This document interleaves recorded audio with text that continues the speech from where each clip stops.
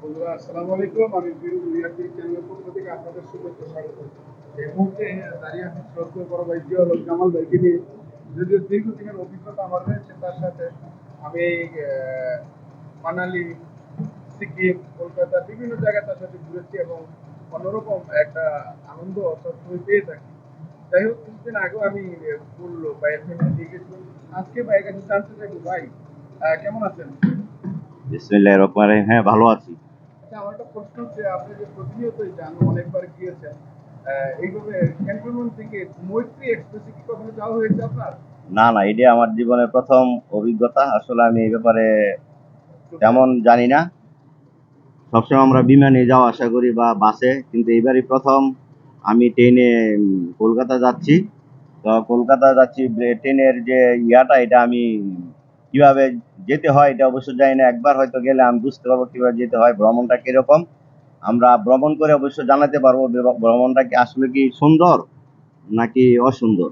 তবে আমার মনে হয় যে ট্রেনে যেহেতু আমরা যাচ্ছি, ট্রেনের ভ্রমণটা খুব সুন্দরই হবে ইনশাল্লাহ। আমি আশা করি আমরা ট্রেনে কলকাতা পৌঁছাবো, পৌঁছে আপনাদের কাছে আবার বলবো যে আমরা কিভাবে আপডেট জানাতে পারবেন। আপডেট জানাতে আচ্ছা, পারবো এই ইনশাল্লাহ। পাশে পাশে একটু আমি অ্যাড করি।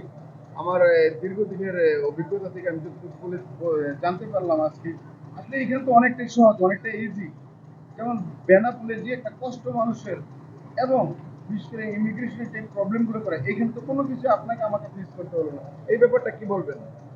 আসলে বেনাপোলের ইয়াটা হচ্ছে যে বেনাপোলে তো 10-15 হাজার লোক, আর এই জায়গায় অল্প কিছু লোক ট্রেনে।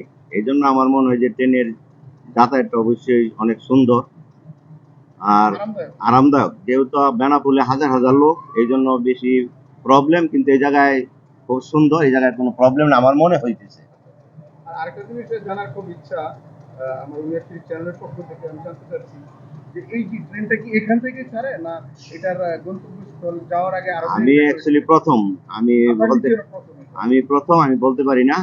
আমার মনে হয় যে কমলাপুর থেকে আসে, হয়তো আমার ধারণা, কিন্তু আচ্ছা, আমি জানি না কোত্থেকে আসে। আপনি তো নিশ্চয়ই জানবেন, এই ট্রেনটা কিন্তু প্রথমে সিরাজগঞ্জ হয়ে যমুনা সেতু হয়ে যাবে যেত। মনে এখন তো দেশের সামরিক উন্নয়নের ফলে পদ্মা সেতু হয়ে যাচ্ছে। এটা কিভাবে দেখছেন আপনি? এটা তো আমাদের জননীয় প্রধানমন্ত্রীর তো অনেকদিন আকাঙ্ক্ষা, স্বপ্ন। আমাদের বাংলাদেশের প্রত্যেকটা লোকের স্বপ্ন যে পদ্মা সেতু হয়েছে। পদ্মা সেতু দিয়ে আমরা সহজেই কিন্তু ইন্ডিয়া আসা যাওয়া করতে পারতেছি। এটা আমাদের জন্য একটা বিশাল একটা পাওয়া। আবার আমরা কিছুদিন পরও আমরা ট্রেন দিয়ে হয়তো পদ্মা সেতু পার হয়ে আমরা ইন্ডিয়া যেতে পারবো। এই ধরনের একটা প্রতিদিন চলছে। তো আমরা প্রধানমন্ত্রী ধন্যবাদ জানাই, যেহেতু আমার পদ্মা সেতু দিয়ে আমরা ইন্ডিয়া তাড়াতাড়ি পৌঁছাতে পারবো। ধন্যবাদ আপনাকে। বন্ধুরা, ভালো থাকবেন। আসসালামু আলাইকুম। আপনাকে